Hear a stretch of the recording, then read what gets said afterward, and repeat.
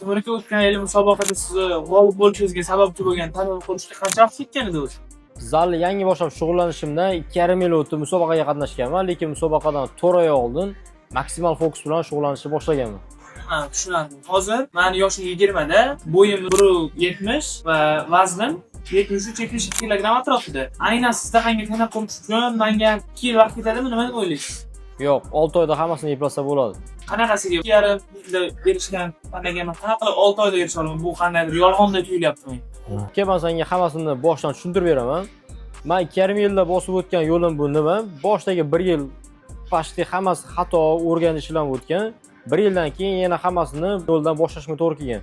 Orada to'xtab qolishlar, qilgan xatolarim va kamchiliklarim hisobiga bu umumiy 2,5 yilda hosil qilgan. Lekin buni hammasini 6 oyda xotirjam senga ko'chirib o'tsa bo'ladi. Ya'ni men senga rejalashtirilgan ratsion, trenirovka plan va 6 oylik nazorat qilib beraman.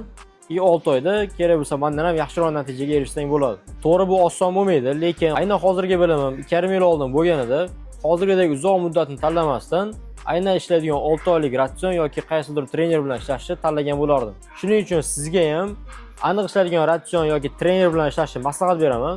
Bu trener aynan men bo'lishim shart emas. Atrofingizdagi sizdan yaxshiroq biladigan odam yoki ishlaydigan ratsionni tanlang va qisqa muddatda yaxshiroq natijaga erishing.